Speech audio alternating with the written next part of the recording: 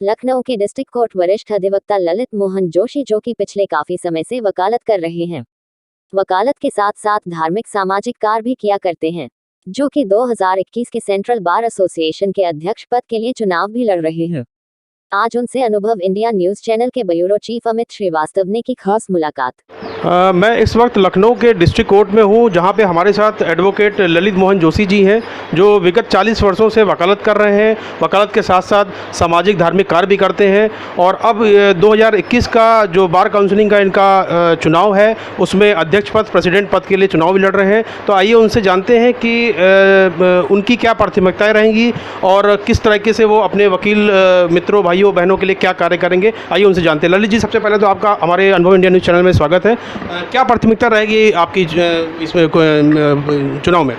हाँ, देखिए, मैं प्रथम बार सेंट्रल बार एसोसिएशन के अध्यक्ष पद का चुनाव लड़ रहा हूं और यहां पर एक एकेडमिक एटमॉस्फेयर बनाने के उद्देश्य से मैंने चुनाव लड़ने का निश्चय किया है। मैं चाहता हूं यहां पर विचार गोष्ठी हो, सेमिनार हो, सीनियर एडवोकेट्स के लेक्चर्स हों, हाई कोर्ट जस्टिसेस के लेक्चर्स हों, युवा एडवोकेट्स के लिए रिफ्रेशिंग कोर्सेज हों, ताकि उनके ज्ञान में वृद्धि हो।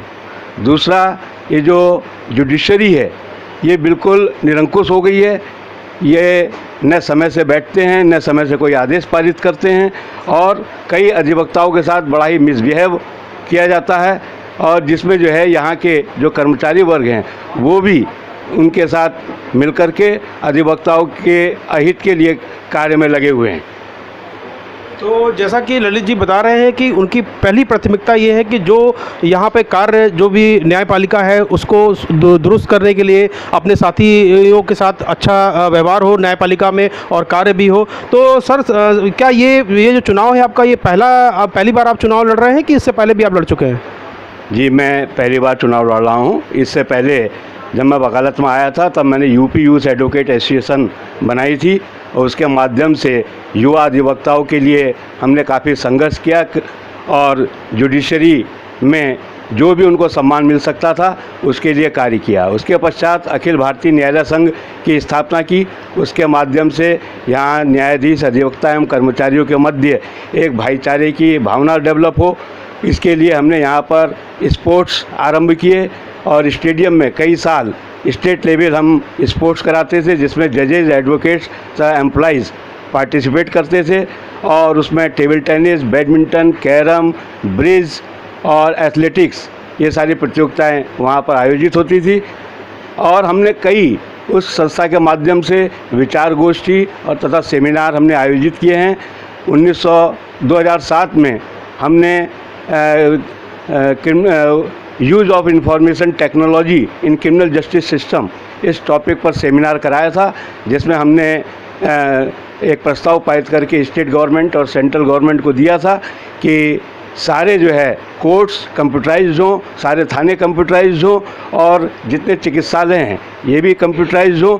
अगर सब जो है कंप्यूटराइज होकर के इंटरनेट से कनेक्ट हो जाएंगे तो क्रिमिनल जस्टिस जो है लोगों को जल्दी मिलेगा। बहुत अच्छी बात है, बहुत अच्छी बात है। और वीडियो कॉन्फ्रेंसिंग के ज़रिए कैदियों की जो है हाज़िरी ली जाए, क्योंकि कई बार क्या होता था, सब कैदी यहाँ आते थे और कई बार वो यहाँ से फरार हो जाते थे।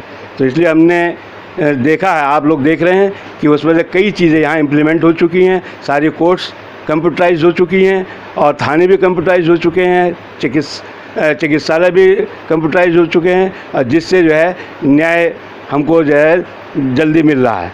लेकिन अभी भी कई सुधार होने बहुत आवश्यक हैं, जिसके लिए हमने जो है बार का इलेक्शन लड़ने का निर्णय किया है, तभी वो इम्प्लीमेंट हो पाएंगी।